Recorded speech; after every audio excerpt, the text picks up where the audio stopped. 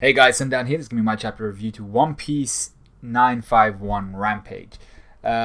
This has been out for a couple of days, so apologies for the delay, but let's get right down to it. We have a color stampede, a color double spread with Rob Lucci, Boa Hancock. We see Smoker and a bunch of other guys, Buggy and Sabo, even Law, and it's a really well drawn double spread.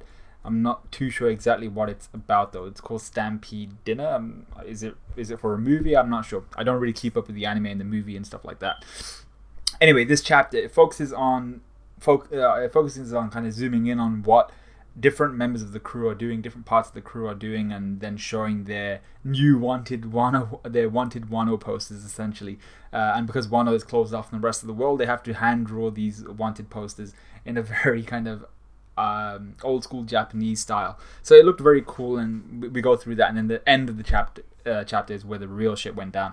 Anyway, what we have here is Wano Country, the flower capital. So they're in the flower capital, and we have Orochi talking to the leader of the Oniwabanshu. I've forgotten his name. I have no idea what his name was, but essentially he's there telling Orochi, he's like, I know the pirates have escaped, but we got Law, and he's essentially one of the biggest criminals alongside Straw Hat. So long as we have him, torture him, get all the information out of him, everyone else will start to kind of infight. It'll be awesome. It's going to be cool to see. So just let me do my thing. You don't need to worry about shit. Orochi's like, alright, cool, I got you.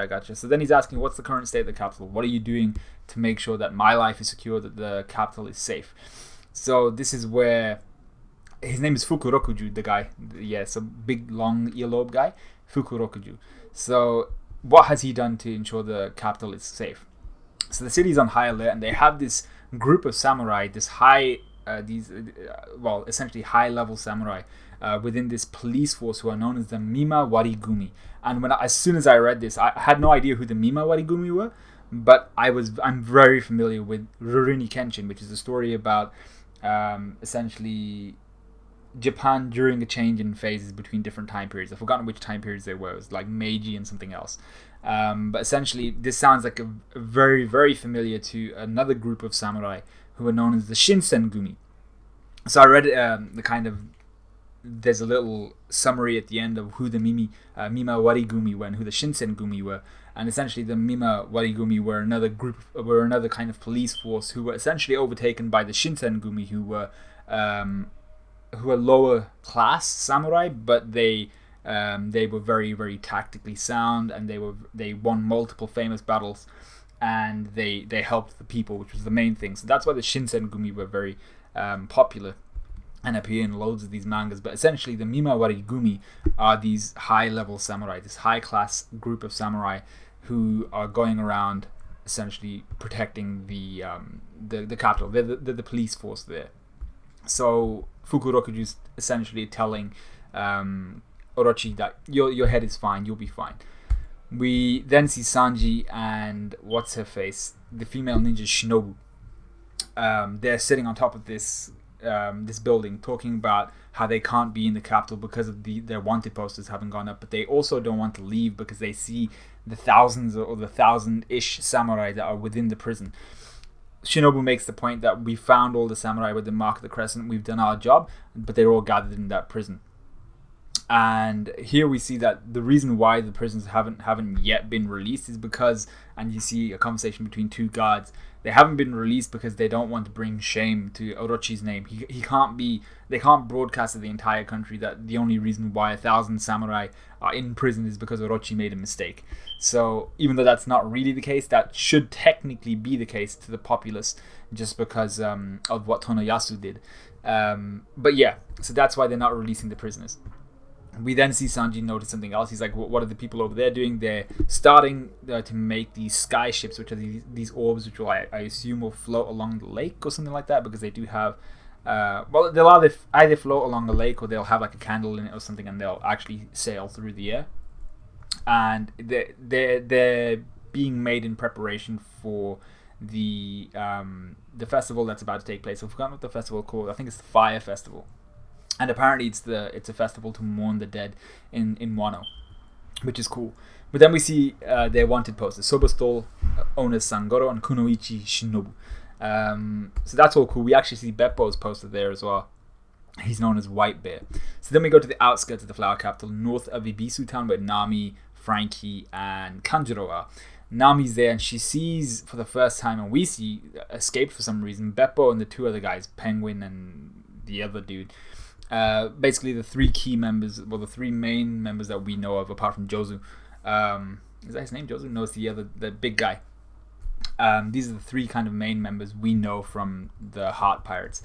And they give Nami, Beppo gives Nami a redone piece from apparently Yasui, Lord Tonoyasu, a redone drawing of the original kind of coded drawing, the two cranes, Moon, the snake, that told them where, that told all the other samurai where the fight would occur, the final fight would occur against Kaido, when it would occur, what day it would occur, all that type of stuff.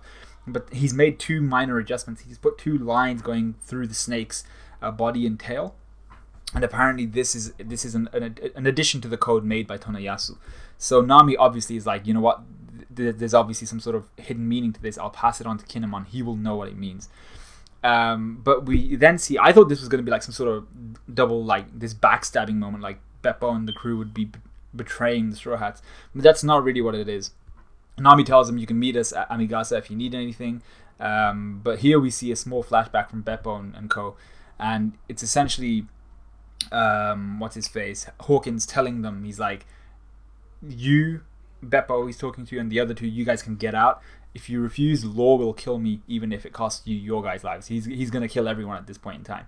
So essentially Law made a deal with Hawkins. He's like, free my men, give them their lives back, i.e. you can't coach yourself, you can't protect yourself with their, you know, with your voodoo Straw Hat power.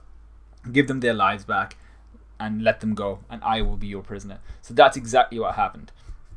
He gets rid of their attachment to him, essentially their link to him, and they're allowed to escape. And Law looks back at them and just says, don't tell any of the Straw Hats that I've been captured. The reason being, if any of the Straw Hats found out, they're gonna raid this prison where Law is being kept. So Law is just like, the plan means more than my life does.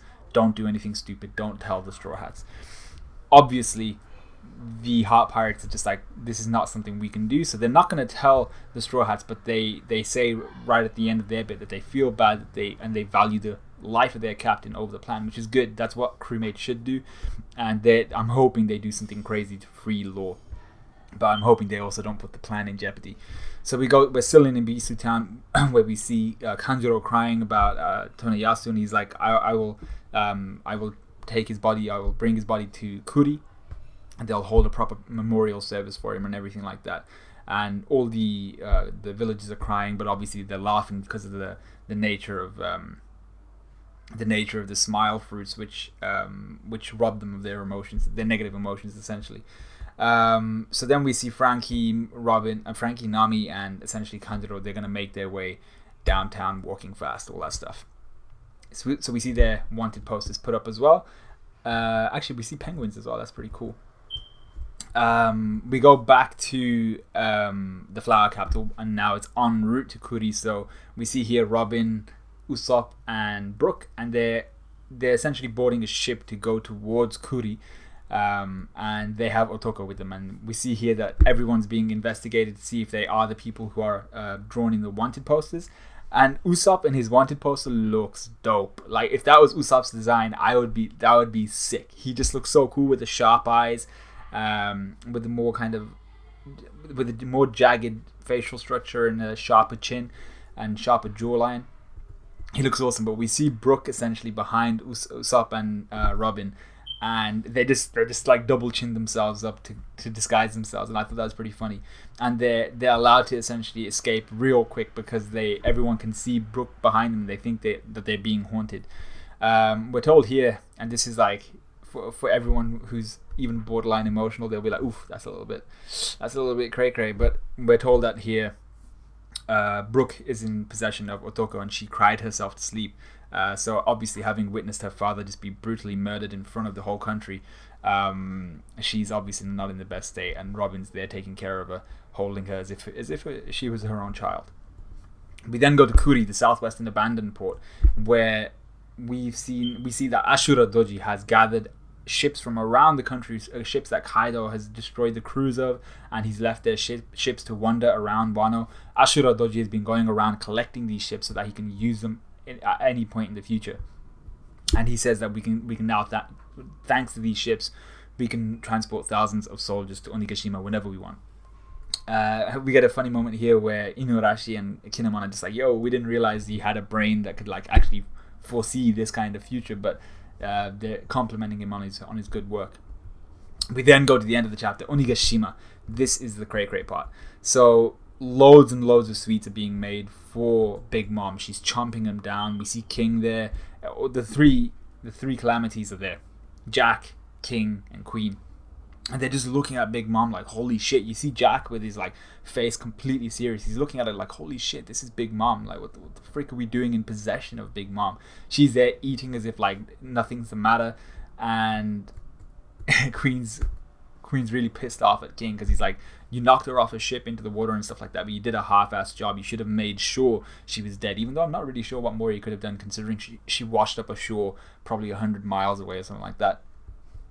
Anyway, we see Big Mom here mention something about King, which is very interesting. She says to him, I'll forgive you for your behavior yesterday, i.e. for knocking me off my ship, if you join my crew.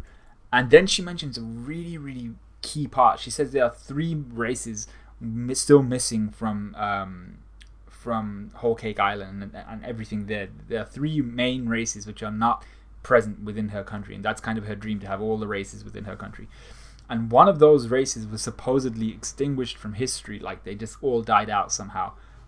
But King is still alive. He's still alive, so suggesting he's one of this illustrious race which has been extinguished from history. And he refuses, obviously, joining her crew. But I want to know what the hell he is, because he looks kind of, he's got, big ass black wings. He looks very kind of demonic, angelic. I'm not sure which of the two he might be. Black usually suggesting the demonic side of things, but he's also a pterodactyl, so I'm not sure which way we're gonna go here. But he's definitely not human by the looks of things, or he's humanoid, but he's not like, he might be like one of the long arm tribe type thing where he's human but he's not of the same kind of variety. So that was pretty cool. I'm wondering what he actually is. So here Big Mom's asking everyone to take her shackles off, essentially, and then Kaido comes in. He's like, bruh, just release her, get rid of her shackles, we're about to throw down.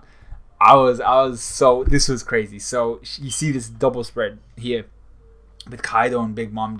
She sat down looking up at Kaido, he stood up looking down at her, referring to each other by name. She's like, Kaido, and he's like, you've come, Lin Lin.